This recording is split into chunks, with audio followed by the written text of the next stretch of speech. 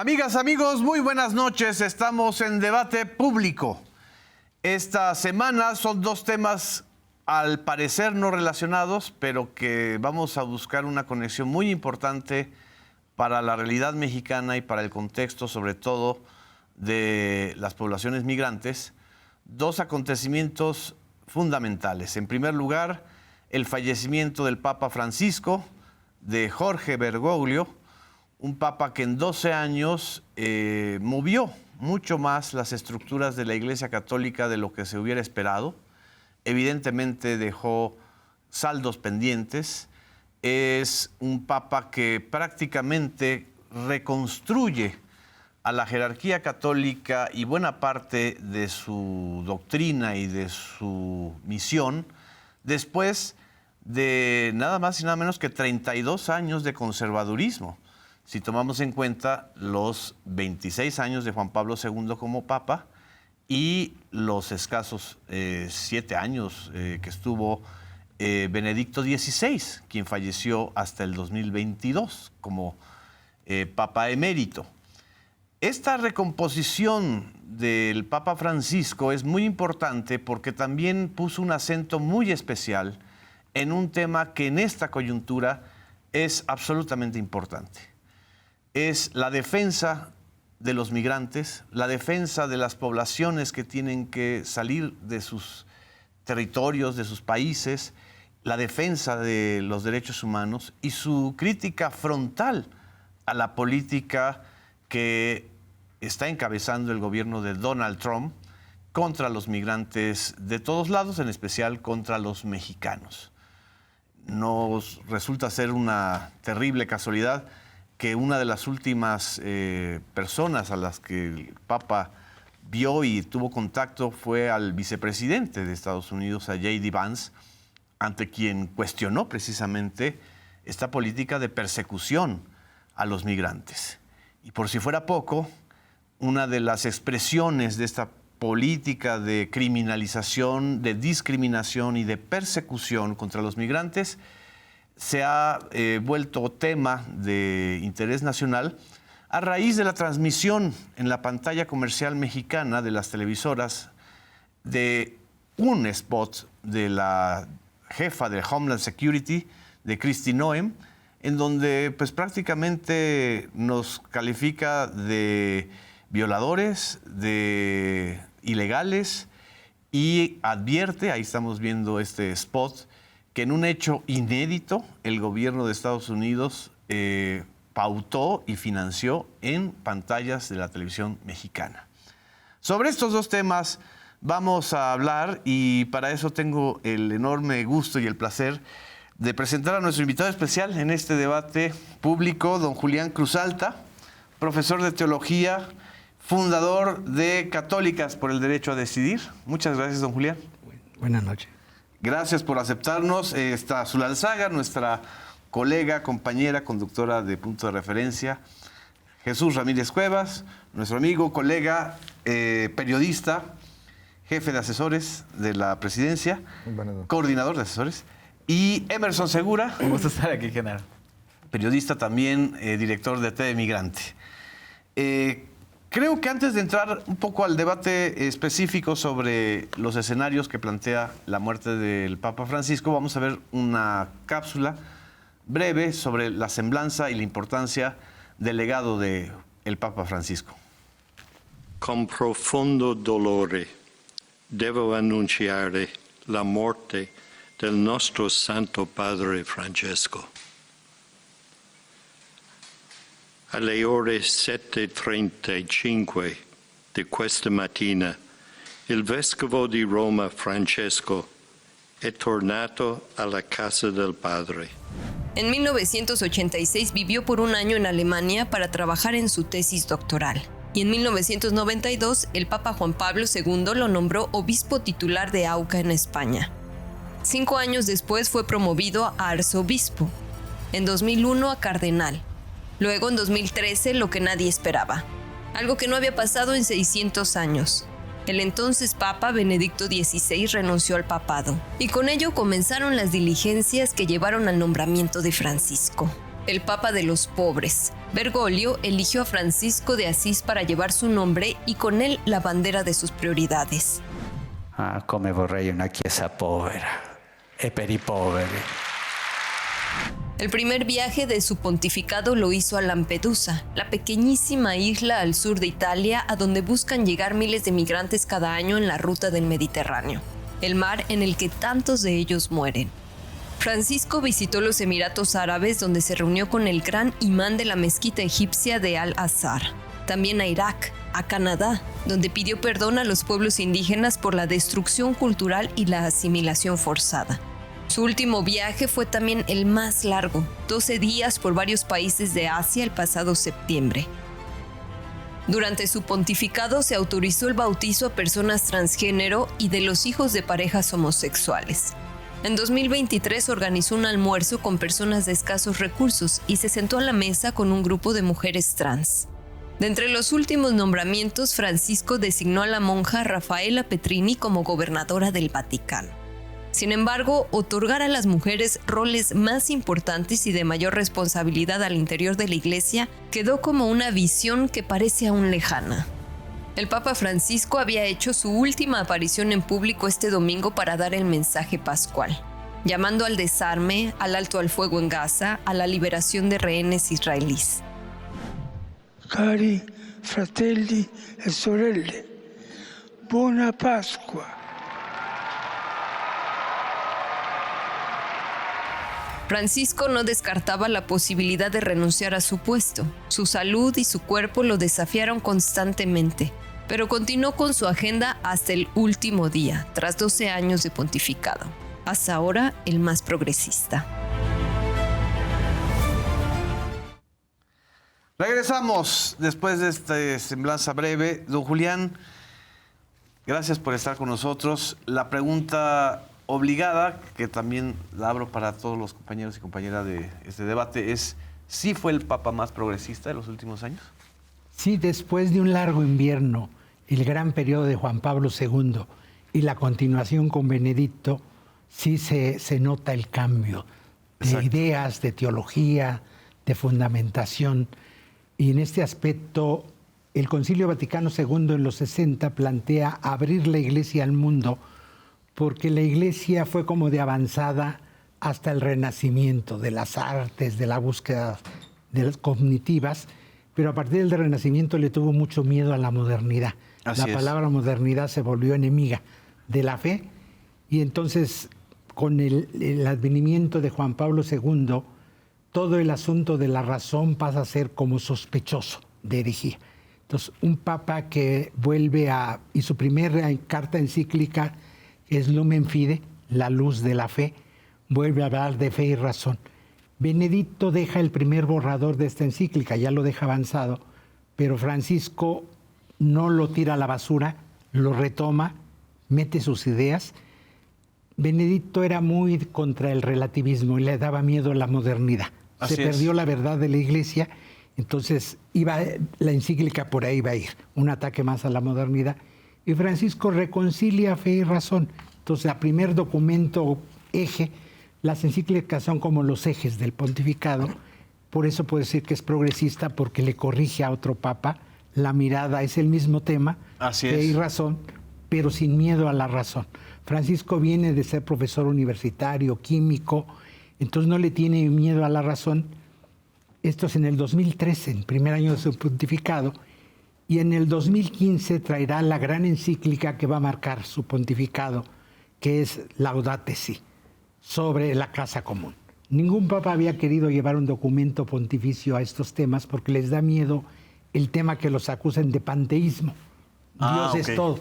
Y Francisco, con estos bemoles, cuida mucho y se lanza, y es un excelente documento, tiene 10 años de publicado, sigue siendo vigente, y no se queda solo en un estudio técnico de la ecología, sino convoca a los líderes sociales, va más allá del mundo católico, convoca a hacer acciones contra el cambio climático. Y él dice que los que han depredado la tierra son los que han empobrecido a las poblaciones. Entonces es un papa que con este documento va más allá de la Iglesia Católica. Este es el progreso. Así es. Ya no es un papa que le habla a los católicos, le habla al mundo, Yo di más de 100 conferencias sobre Laudato Si. En universidades de toda América Latina les interesaba este tema. El Papa se vuelve dialogante del mundo universitario, cosa que no teníamos en los papados anteriores. Así es. Y en ninguna parroquia me pidieron una conferencia de Laudato Si, como 100 en universidades. O sea, les interesaba más hacia afuera. Hacia afuera. Este es el progreso, un Papa que lo llora más el mundo no católico que el mundo católico. Por eso es un Papa del que hablamos desde ayer mucho, porque va más allá de su iglesia. No es como Juan Pablo II, que mueve el mundo, pero su fuerza está en su iglesia, o Benedicto, que su única fuerza era la iglesia, deja de dialogar con el mundo. Este hombre dialoga con el mundo. Así es. Y luego vino un tercer documento que va a centralizar más, que es Fratelli Tutti. Va a un diálogo. Y ahí hablará de migración, de la pobreza, de las guerras. Y otra vez hay que tender puentes. Y sus puentes son con los no creyentes, con el movimiento social, con el feminismo, con las diversidades sexuales. Y empieza, ese es el progresismo. ¿Ese es 2017 o 19? 2020, Fratelli Tutti. 2020. Muy reciente. Y termina el año pasado con Diles y Nos, que habla sobre el Sagrado Corazón. A mucha gente es una encíclica que no les gusta, porque dicen, otra vez, eso, mi abuelita era devota del Sagrado Corazón, el Papa, ¿cómo es posible que después de documentos maravillosos venga a hablar del Sagrado Corazón? No, cuando uno lee el documento no se trata de devociones de abuelitas, sino el tema corazón como un asunto epistémico, no colonial. Okay. El feminismo trajo otra vez el debate, no patriarcal, porque en el mundo patriarcal a los hombres nos tocan las ideas, la ciencia, y en las mujeres es la emoción. Y Francisco, cuando habla de corazón, lo toma como un asunto epistémico, lo que las filósofas contemporáneas hablan del sentipensar. Sí. El corazón es pensamiento, son ideas, las emociones son importantes. Y aquí abre un diálogo con el feminismo muy fuerte desde la epistemología descolonial, Francisco. Con esto cierra sus documentos, o sea, abriéndose al progresismo, a las feministas, tan terribles para muchos obispos que tienen pavor. Dialogar con el feminismo, Francisco retoma una categoría feminista, sentipensar, el corazón como centro del pensamiento epistémico. Por eso es tan importante ese documento poco conocido. Y es de los más recientes, del 2024. 2024, es el último documento que marca el pontificado de Francisco. Obviamente es un diálogo con los no creyentes, con los no católicos, con la gente que ya se fue de la iglesia y son los que hoy lamentan la partida de Francisco. Se vuelve un líder ético y es un líder espiritual de los católicos, pero va más allá, dialoga con los otros cristianos y los otros creyentes de otras religiones y los no creyentes. Sin embargo, se le reprocha, dentro de los sectores más progresistas, el no haber ido más allá. El tema, justamente frente al feminismo, el tema del aborto, de la despenalización, del reconocimiento a la despenalización del aborto y a los derechos de la mujer. El tema también frente a lo que la Iglesia llama ideología de género. Es decir, como que se quedó a medio gas, dicen algunos. ¿Desde su punto de vista fue así o abrió cauces que todavía hay que transcurrir? Lo último que hace, convoca un sínodo desde hace 3 años de la sinodalidad, caminar con. No quiere ser un papa de autoritario, que el papa lo decide todo.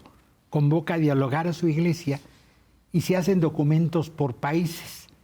El documento del episcopado alemán pide estos temas. Pero el alemán. El alemán. Lo pide la ordenación ministerial de mujeres, el asunto de las parejas homosexuales, el asunto de los homosexuales en los seminarios. El documento del episcopado alemán pide que trate el sínodo de esto, pero lo apoya el episcopado belga, pero el resto de episcopados se niegan a tratar estos temas. Entonces es un papa que no quiere ser autoritario, imponer su agenda. Lo pone en la mesa, pide que opinen y las iglesias no quieren tocar estos temas, sobre todo nuestros obispos latinoamericanos se aterran ante estos temas. Entonces es un papa que su propia institución no le permite avanzar. Él está abriendo al diálogo, vamos a platicar entre hermanos iguales, qué temas son para el futuro de la iglesia, y los alemanes quieren estos temas, los belgas quieren estos temas, algún otro episcopado, pero el resto de episcopados le da miedo, dicen que no es el momento, que no está la iglesia preparada. Entonces nos damos cuenta que es un papa que va 2 pasos adelante del resto de los obispos latinoamericanos, que no se atreve porque iba a venir un cisma. Iba a ser el papa de los no creyentes, pero no el papa de los creyentes, iba a ser contradictorio. Entonces se da cuenta que tiene una iglesia sumamente conservadora. El problema no es el papa, es la iglesia católica, que todavía vive del pasado.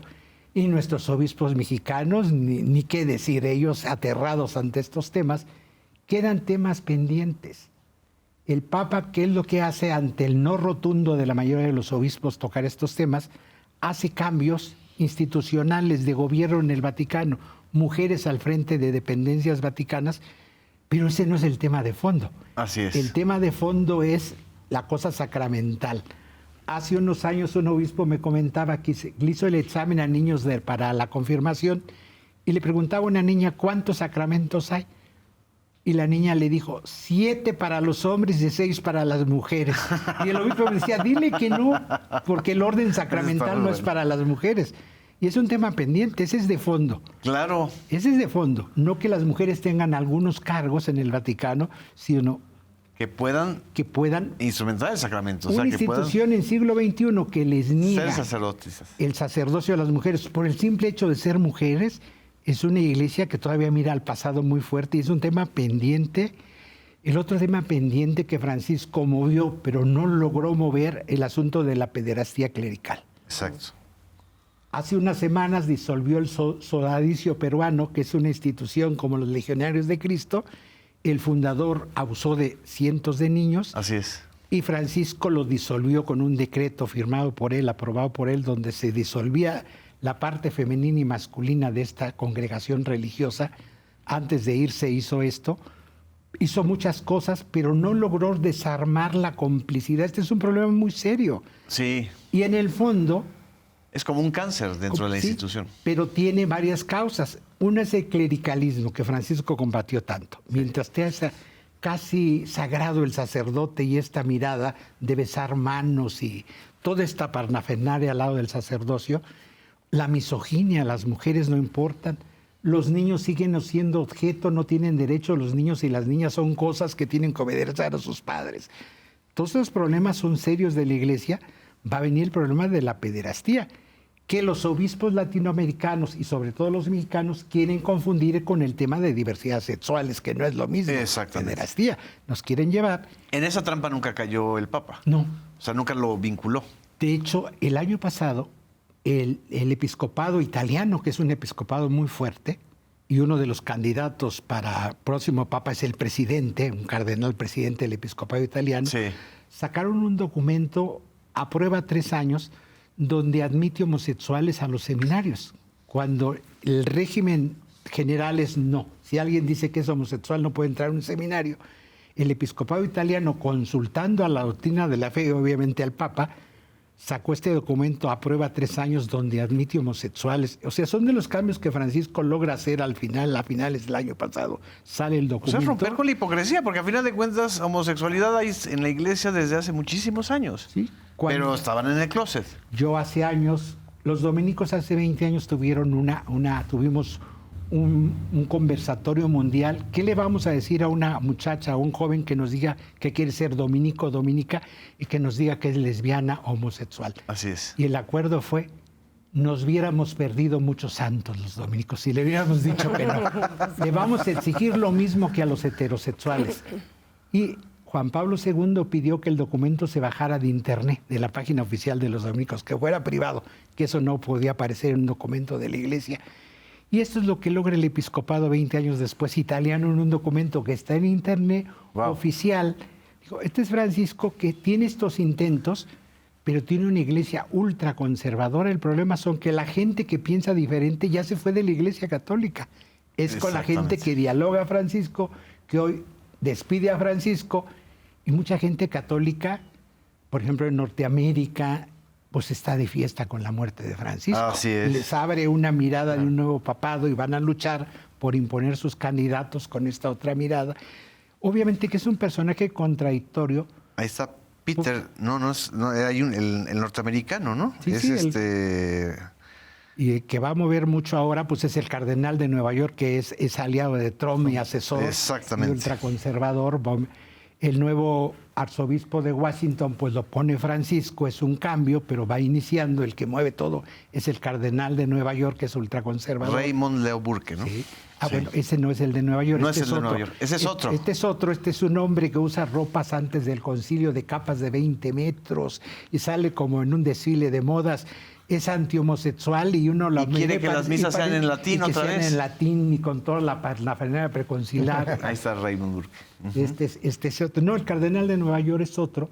Entonces, sí, Francisco está lleno de contradicciones, pero hay que leerlo en su contexto.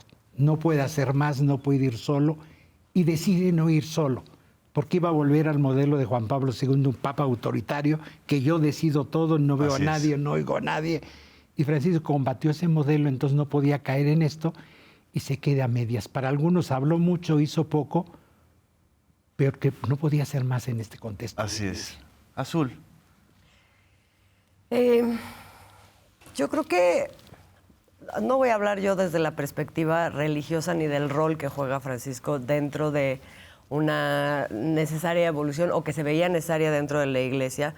Y que de alguna manera había una expectativa con respecto a cómo se iba a mover la Iglesia frente a todos, digamos, las demandas de una feligresía que una se mantenía y la otra se iba. Creo que es muy importante esto que se está planteando, pero creo que también Francisco, al dialogar con los creyentes y no creyentes, finalmente lo que hace también es convertirse pues en una autoridad moral, en un referente moral mundial, más allá de la religión, que tuvo una enorme capacidad de situar las cosas, no desde la corrección política que muchas veces planteaba la Iglesia, en temas de importancia universal, como lo era la pobreza, donde la Iglesia podía reconocer, o un papa podía reconocer la pobreza, pero no las razones que causaban la pobreza o la desigualdad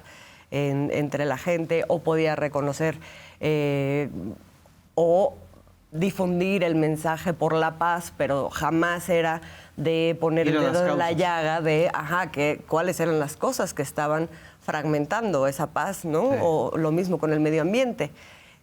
Siempre era desde la corrección política. Lo que rompe Francisco es esa corrección política para zarandear de alguna manera a estructuras y personajes que representan o sectores que representan esas estructuras que se están viendo privilegiadas en detrimento de un montón de población en el mundo, ¿no? Y del medio ambiente inclusive. Entonces, cuando hace eso, Francisco, a mí lo que me parece es que finalmente trasciende, digamos, los límites de la religión y se convierte en una persona a la que mucha gente alude o se siente identificada sin que necesariamente tengas que tener una reconciliación con la Iglesia ni tampoco con la fe, exactamente, ¿no? O sea, habla de otros valores que son mucho más universales. Y a mí esto me parece importante en un momento en donde efectivamente hay un gran cuestionamiento sobre un montón de valores que son asideros de la sociedad, en donde hay también, por otro lado, un declive de un régimen económico mundial que ha traído consecuencias brutales que no son necesariamente reconocidas, donde hay resistencias para los cambios y que cuando estamos viendo los cambios en este momento, por ejemplo, que están empujando fuera de un liberalismo político que estaba asociado también con un liberalismo económico, ahora a donde se está decantando es a una ultraderecha. Entonces, de alguna manera la figura de Francisco pues era un contrapeso a todo eso y por eso en este momento me parece a mí que se percibe una suerte de orfandad que va más allá de la feligresía del catolicismo y también un miedo de hacia dónde va a caminar esto, porque desde ese lugar sí jugaba un rol fundamental, repito, como un referente moral en el mundo. Jesús. Bueno, yo creo que Francisco es un papa de una iglesia en crisis. Entonces, necesariamente, esta búsqueda de la reconciliación con la sociedad que él intentó con su estrategia, pues fue recuperar el prestigio moral, ético de la Iglesia. Entonces, él hace una crítica ética al sistema económico, a la sociedad contemporánea, a la modernidad, como dice Julián, y creo que ancla su crítica desde una perspectiva muy latinoamericana, Sí. visualizando, digamos, cuál es el papel de la Iglesia en la sociedad contemporánea. Es una Iglesia que debe estar del lado de los pobres, que debe estar del lado de los vulnerables, del lado de los pueblos oprimidos, del lado de las mejores causas de la humanidad, que la Iglesia no se puede desentender, porque la Iglesia durante mucho tiempo fue legitimador de los diferentes poderes y de abusos, de dictaduras, de Lo vivió no solo él en abusos Argentina. internos, a través de la pederastía o de la corrupción misma de la Iglesia o de personajes de la Iglesia, que se también permitió este cierre de filas conservador de Juan Pablo II, ocultar cosas que no, digamos, no son admisibles de ninguna manera para ningún sector de la sociedad, y mucho menos para la Iglesia, Así es. como es el caso de la pederastía, ¿no? Y en lugar de ocultarlo, él expone los temas. Aún puede ser que de manera tímida, que no pueda tener la fuerza política para hacer los cambios adentro de la Iglesia, pero sí crea un contrarrelato a la versión oficial del mainstream político y religioso. Es decir, cuestionar el sistema. Un sistema que estaba en declive, pero que no estaba tan claro, y él, antes de que la crítica al neoliberalismo fuera tan digamos, tan popular, como lo es ahora, él se adelanta y dice, con Laudato Si, una apuesta por un desarrollo respetuoso de la naturaleza, una reconciliación de la sociedad con la naturaleza y una responsabilidad ética, ecológica, con las próximas generaciones. Y luego, en su encíclica, como bien decía Julián, de Fratelli Tutti, realmente es una apuesta por valores éticos y morales totalmente contrarios al neoliberalismo. Es más, hace una crítica al individualismo y a la política neoliberal que concentra la riqueza, las decisiones en unas cuantas manos y genera, digamos, una condición de desigualdad para la mayoría de la población, la cual filosófica y económicamente están excluidos. Es decir, el modelo neoliberal es sálvese quien pueda, y los que puedan pues son los ganadores y el resto son los perdedores. Y en esta lectura, Francisco, él dice, no, tenemos que ir a la fraternidad universal, concepto que incluso se combatió en la Iglesia en otras épocas, acusando de que era una idea francmasona. Decir que somos una sola humanidad desde la Iglesia, que es una fracción de la sociedad, como quiera que sea, es algo importante en un ámbito en el que la pluralidad está establecida, pero que no hay puentes de diálogo. Entonces creo que Francisco ensaya y lleva a cabo una doble labor, una labor de regresar la feligresía a la Iglesia Católica, recuperando su valor ético de pastor, protector de la sociedad, pero al mismo tiempo una modernización del discurso de la Iglesia. Así es. Al incorporar valores, incorporar realidades, incorporar temas que aunque él no pueda, por su formación o por sus limitaciones al interior de la estructura de poder de la Iglesia, hacer los cambios, sí habló de los asuntos. Entonces crea un diálogo entre la Iglesia y la sociedad y sectores progresistas que cuestionaban a la Iglesia, que se había perdido. Recordemos ese solipsismo de Juan Pablo II en el mundo, pero era un mundo conservador, era un mundo anticomunista, era un mundo contra las causas de los pueblos, el que estaba, digamos, alrededor de esa Iglesia que sí tomó partido. Exacto. Y aquí, digamos que la apuesta de Francisco es recuperar el universalismo de la Iglesia y apostar por las mejores causas de la humanidad. Yo creo que ese énfasis sí es muy importante, porque sí recuperó la Iglesia cierta relevancia pública que había perdido y cierta interlocución con las jóvenes generaciones, que hay que decirlo, la secularización de la sociedad es un hecho mayoritario. Las iglesias en general, las cuestiones de fe, están perdiendo terreno frente a las nuevas generaciones. Exacto. Que pues ya no están adoptando dogmas, ni están adoptando para sí las religiones de una manera dogmática, ¿no? Vamos a un corte, Jesús, no nos dejen, regresamos, seguimos el debate público.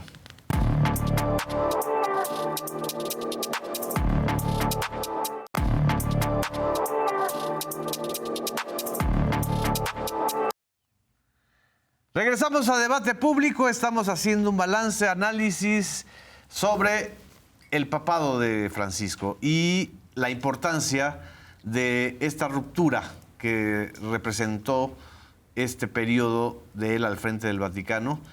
Ya vimos distintas perspectivas. Hay una que creo que vale la pena, Emerson, que podamos abundar más.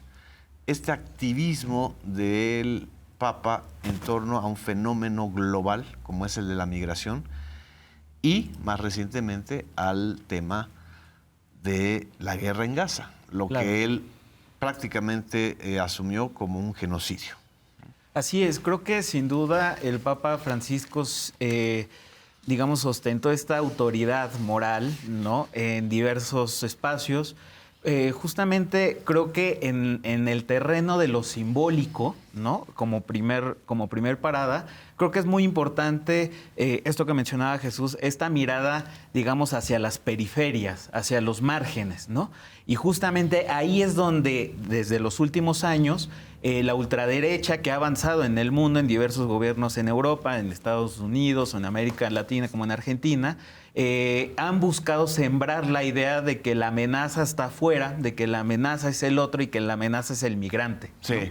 Y frente a esos discursos que pretenden estigmatizar, perseguir a los migrantes, pues ya lo veíamos ahorita en la cápsula, ¿no? Incluso su primer acto que hace es en Lampedusa, ¿no? Justamente en un momento de la crisis migratoria y de la crisis de refugiados que está teniendo lugar, en un momento donde en Italia la primera ministra, Giorgia Meloni, pues digamos que llega al poder, digamos que es el primer gobierno de los últimos años ya, digamos, básicamente de ultraderecha en una alianza con un partido, Lega Norte, Hermanos de Italia con Liga Norte, que abiertamente hicieron su campaña política a partir del odio a los migrantes, ¿no?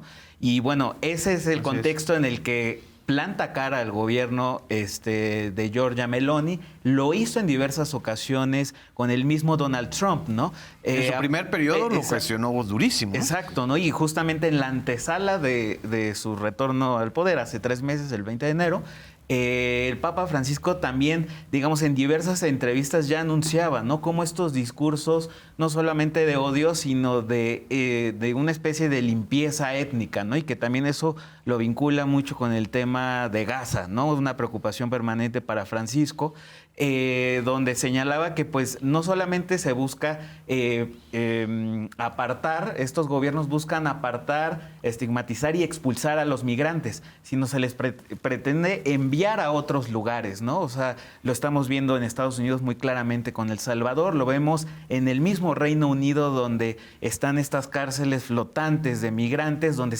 hay acuerdos de la Unión Europea para que se manden migrantes a Ruanda. O sea, es, digamos, que una especie de la enfermedad del momento, ¿no? Del odio hacia los migrantes.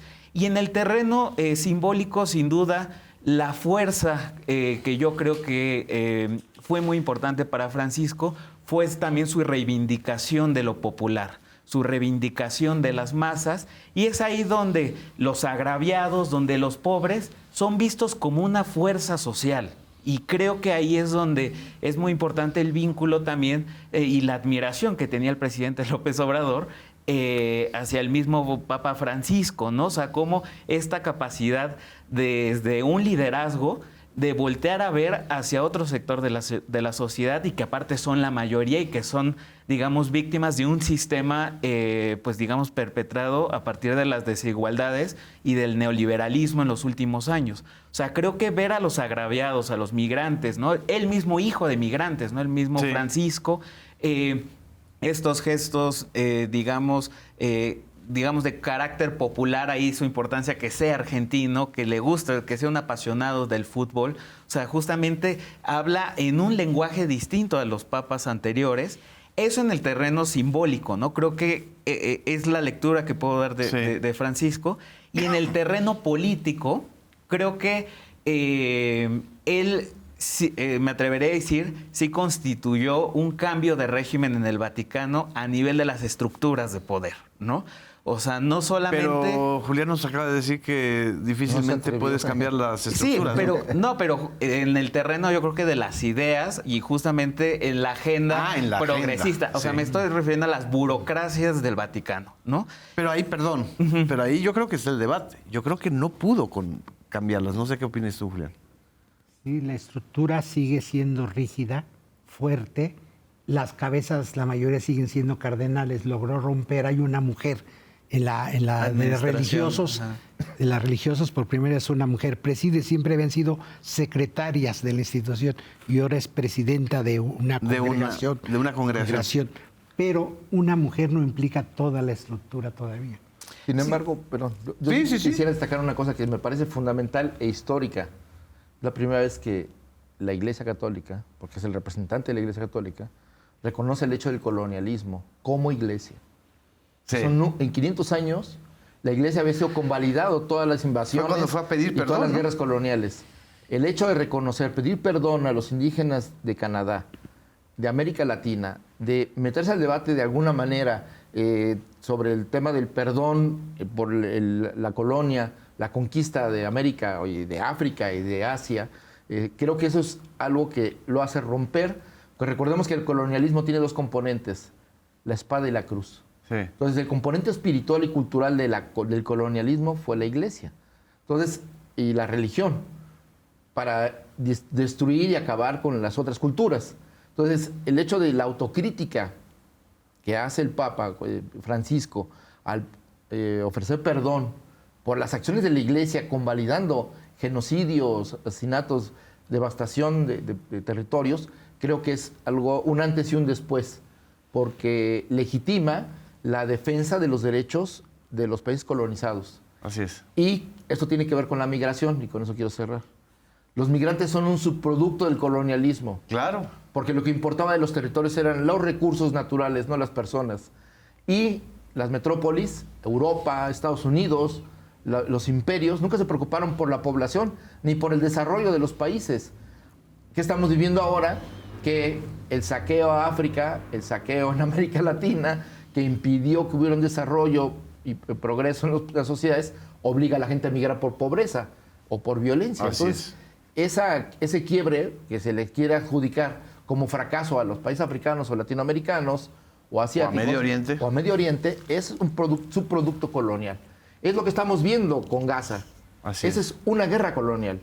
Entonces, ¿por qué? Porque está apoyada por los poderes coloniales y quieren despojar a un pueblo histórico de su territorio. Y eso creo que el hecho de que haya levantado la voz Francisco frente al silencio casi cómplice de la mayoría del mundo tiene un mérito muy grande en estos momentos. Y en este aspecto, perdón, sí. La Academia de Ciencias Sociales del Vaticano, impulsada por Francisco, hace un encuentro del asunto descolonial de las grandes teóricas y teóricos y los invitan y el Papa los hospeda en su casa de Santa Marta y invitan a Enrique Dussel de México también más, la doctora Karina Ochoa de Feminismos Descoloniales, Bonaventura dos Santos, para impulsar este pensamiento descolonial. Entonces lleva a los teóricos contemporáneos y Francisco tiene un encuentro en su casa porque los hospeda como sus huéspedes distinguidos a estos pensadores desde la Academia de Ciencias Sociales, que un poco yo platiqué con varios de ellos qué sentían quien han hablado de esta descolonialidad en tantos libros, profesores, profesoras, siendo huéspedes de un papa, tenían toda la libertad, me dijeron, que jamás fue un asunto religioso, sino se abrió a un asunto descolonial. Entonces Francisco sí lo tenía claro, hacia dónde iba y cómo iba, e implicó toda una institución que fue mucho tiempo colonial. Así es. Vamos a retomar esto que comentó Emerson de la enfermedad del momento, para entrar al tema que también creo que es parte del debate público de estos días. Este spot que vamos a ver, o esta grabación que vamos a ver, nos habla justamente de todo en contra de lo que estaba el Papa Francisco en esta nueva línea, digamos, de descolonización. Vamos a ver a Kristi Noem. This is one of the consequences you can face. First of all, do not come to our country illegally. You will be... Abusos y arbitrariedades mezclados con glamour han hecho de Kristi Noem la fórmula perfecta para dar imagen y voz a los operativos migratorios que han puesto en alerta a la comunidad latina en los Estados Unidos. A finales de enero, Kristi Noem fue ratificada como la secretaria del Departamento de Seguridad Nacional de los Estados Unidos. Desde entonces, su participación en los operativos migratorios encabezados tanto por agentes del Servicio de Control de Inmigración y Aduanas como de la Patrulla Fronteriza ha nutrido narrativas de odio y exclusión hacia la comunidad migrante. Los ejemplos habitan en innumerables posteos que la política estadounidense ha hecho desde su cuenta de X, donde a través de videos y fotografías protagonizados por la funcionaria con maquillaje y artículos de lujo, señala y estigmatiza la migración como un delito merecedor de multas y penas de cárcel. Su participación más reciente tuvo lugar en la ciudad de Phoenix, donde al más estilo hollywoodense protagonizó un capítulo marcado por su característico atuendo con chaleco antibalas, al que se sumó su pose con un arma ante las cámaras de su equipo y la captura de migrantes latinos que señala como delincuentes. Here we are with Marco and Brian today. They're letting me roll with them. We're going to go out and pick up somebody who I think is got charges of human trafficking. We earlier had an op that swept up somebody who was wanted for murder. So appreciate the good work that they do every day, and we appreciate them working to make America safe. Yeah? How long have you been here? I just got back like almost 2 years ago. Why'd you come back? There's no work over there in TJ. No work over there? And then I was having problems, they know that my kids were over here, from over here. How many kids? I have 3 kids. Okay. You want them to grow up to be in the 18th straight gang too? Nah, they're not. I got them going to high school right You now. want them to be good kids? Yeah, that's what I'm here for. so That's then why we're construction for them. Go deal with the consequences of breaking the law here. Yeah. Give them a good example of being a better person. A finales de marzo, Noem documentó un video con presos de fondo recluidos en el centro de confinamiento contra el terrorismo ubicado en El Salvador, montando una escena amenazante dirigida a migrantes indocumentados residentes en la Unión Americana. If you come to our country illegally, this is one of the consequences you could face. First of all, do not come to our country illegally. You will be removed and you will be prosecuted. But know that this facility is one of the tools in our toolkit that we will use if you commit crimes against the American people. Nacida el 30 de noviembre de 1971, Kristi Noem creció bajo el seno de una familia de granjeros en un condado rural de Hamlin, ubicado en Dakota del Sur. En 2018, tras una década de trayectoria en la política estadounidense, Noem se convertiría en la primera mujer gobernadora de Dakota del Sur, una entidad gobernada por el ala conservadora de ese país desde hace 3 décadas. Durante su mandato, se mostró partidaria de las políticas de migración y seguridad fronteriza del magnate republicano durante su primera administración, revelándose como un perfil fuerte para ocupar la vicepresidencia de los Estados Unidos junto a Trump tras las elecciones presidenciales de 2024. Sin embargo, su ascenso político se vino abajo cuando en su libro de memorias, No Going Back, confesó haber matado a su perra con un arma en un pozo de grava, esto por intentar morderla durante una salida de cacería de aves con su familia. She attacked me, and it was a hard decision. And I had a choice between keeping my small children and other people safe or a dangerous animal, and I chose the safety of my children. That was extremely dangerous. It had come to us from a family who had found her way too aggressive. La frialdad en la actuación de la política de 53 años le costaría su lugar como vicepresidenta de los Estados Unidos, por lo que asumiría la Secretaría del Departamento de Seguridad Nacional. Bajo el liderazgo de Noem, la política migratoria de Estados Unidos se ha convertido, más que en una promesa de campaña, en un sello publicitario que evidencia los excesos y abusos del sistema migratorio estadounidense. Sergio Omar Cordero, TV Migrante Informa. Este es el personaje que está ahora en los spots que están difundiendo en las pantallas comerciales.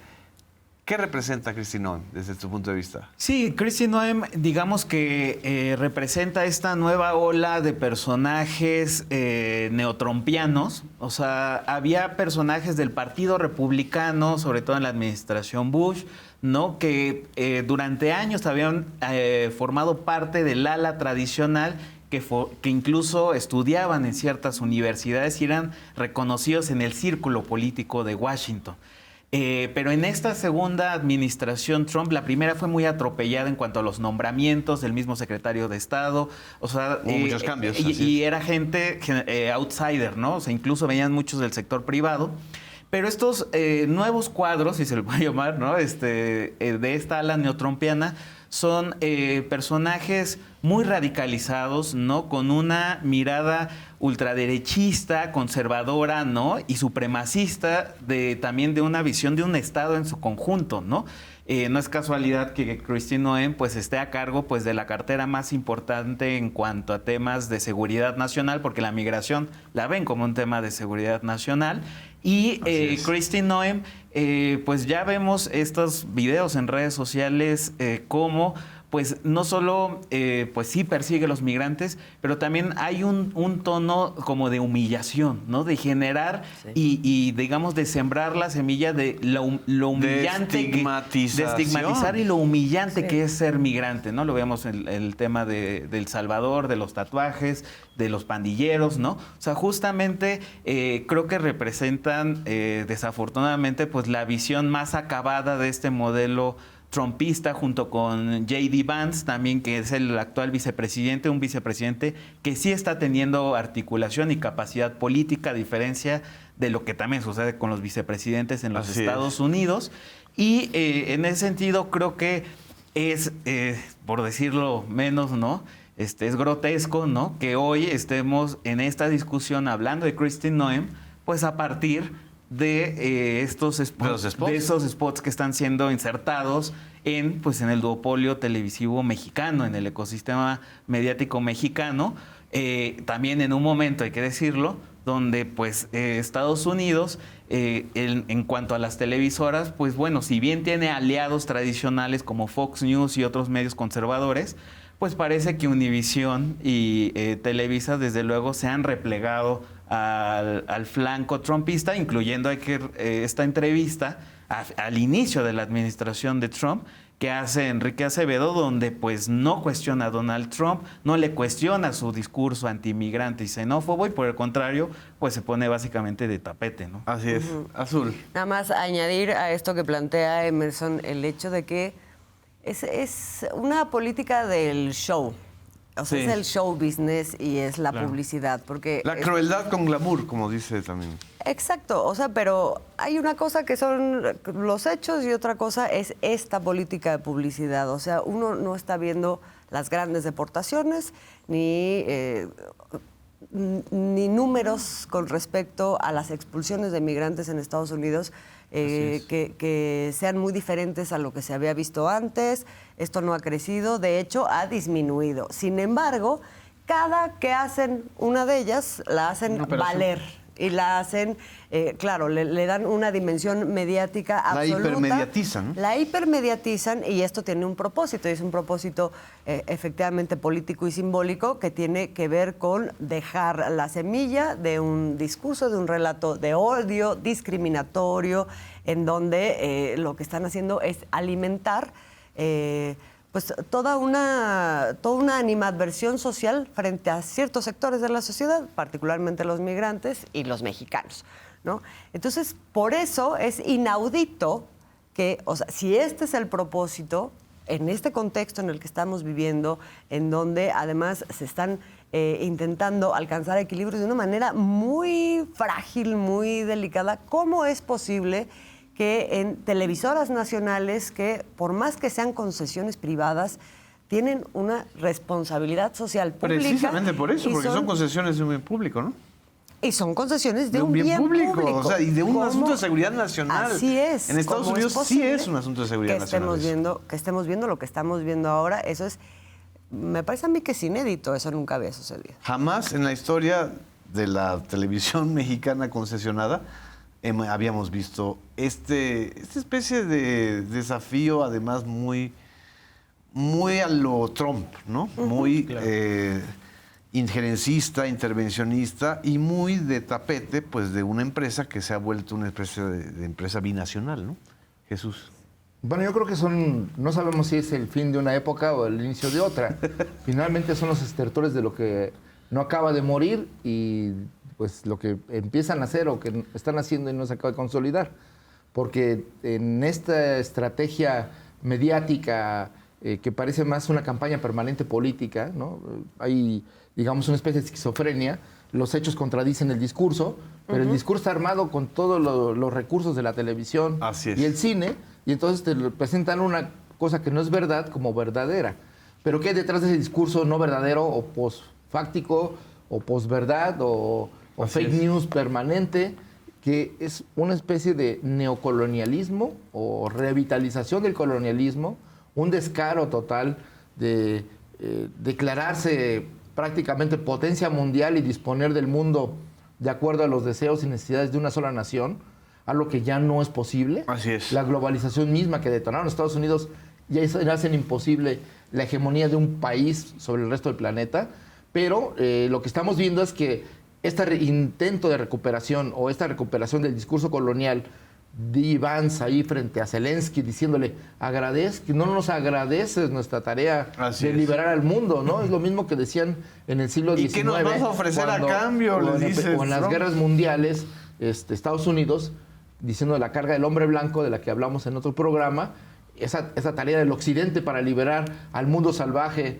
de los bárbaros no desarrollados, el tercer mundo, el cuarto mundo, Así o quinto mundo de los pueblos y civilizaciones perdidas o subdesarrolladas, y esa idea de superioridad racial, de superioridad cultural, de superioridad económica y ahora superioridad tecnológica, los lleva a ver desde, como la señora que se presenta en las cárceles de El Salvador, a ver la cárcel de El Salvador como una extensión del poder de los Estados Unidos. Exacto. Ese es un hecho colonial.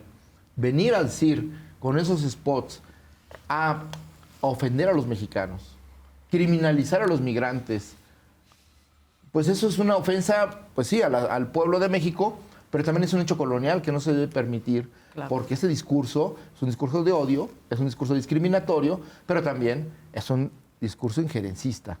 Entonces, no lo puede permitir el gobierno mexicano, evidentemente no hay herramientas ahorita legales para bajarlos, pero yo creo que el debate es lo suficientemente claro para saber en qué lugar se va a colocar esa televisora. Así es. Que está usufructuando espacio radioeléctrico mexicano. Así es. Que es parte de la soberanía nacional. No es un canal extranjero usando sus propias fuentes, no, está usando parte del territorio nacional para transmitirse. Entonces tiene que respetar al pueblo de México, respetar la legalidad y los derechos de los mexicanos. Entonces yo creo que es algo suficientemente claro como para que tomara una decisión esa televisora de ya no pasar esos spots, que tienen toda una intención política, como yo decía, neocolonial.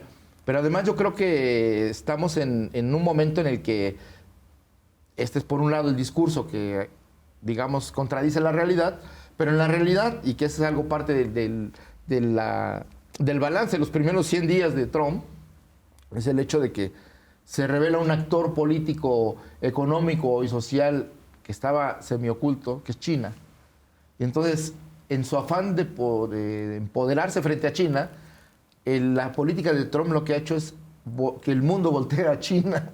Y ver nadie la vulnerabilidad sabe lo que está pasando Unidos. ahí para ver el desarrollo económico, el desarrollo tecnológico, el desarrollo urbano, o sea, del avance que tiene la sociedad china en materia tecnológica y económica es superior a cualquier país en estos momentos. Entonces, este ruido que ha hecho Trump con su política en aras de hacer más grande Estados Unidos, lo que ha hecho es más grande la influencia y el poder de atracción de un país como China. Así es. No quiero perder, antes de terminar, una opinión de Julián, aprovechando tu formación teológica, Julián.